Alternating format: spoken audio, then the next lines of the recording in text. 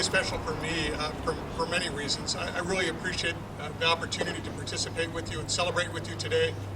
My father-in-law, Ed Pulowski, don't hold that against me,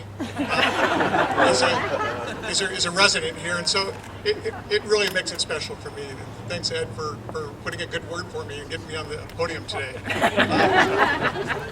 You know, when you turn on the radio, you turn on the news, you hear a lot about the need for education funding. With the Supreme Court order and the fact that it's a constitutional requirement, there's no question that we need to put more funding into K-12 education. But there are many other needs as well. And as we're seeing baby boomers begin to retire over the next 2 decades, we're going to really see a spike in the need for senior services and services for long-term care. And if we ignore that, if we put that off and we don't begin to make that investment today, we're going to find ourselves in a crisis situation just a few years down the road. And that's not good for anybody. And that's one of the reasons why I'm so excited to be here today, because we're doing a groundbreaking right now for a facility which will serve this community for years to come.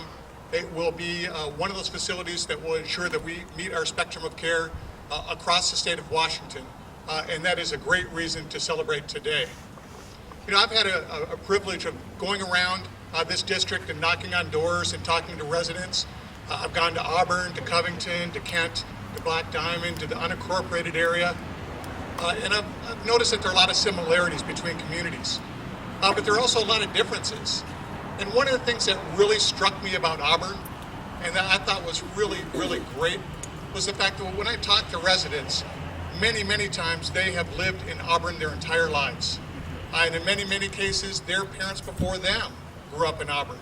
And you won't see that in other communities. That's what makes this community so special. Even though it's a fairly big city, it still has that small town sense, which I hope Auburn will never lose. And so when you're seeking care, when you're looking for a healthcare center, if those services aren't available, you have to move. You have to go elsewhere to seek those types of services. But having that facility right here in this community means that those that are seeking those services can stay right here in Auburn. Their families benefit from that. Our community benefits from that facility being built right here in Auburn. And that is just a truly wonderful thing for all of us to celebrate today during this groundbreaking. I'm going to wrap it up right here because as a politician, I've been told many, many times, the best speech is a short speech. But I want to conclude by simply saying thank you. I know that this has been a tremendous amount of work. I've seen it. I've seen the emails, the letters, the pamphlets, the nonstop effort to raise the funds necessary in order to bring us to this day. And so for all of you who have been involved, all of you who have put in the effort, the time, and the work, thank you very much for getting us to this point today.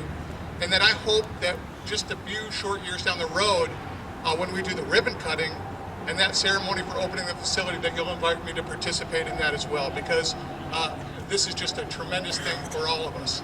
And thank you for the invitation.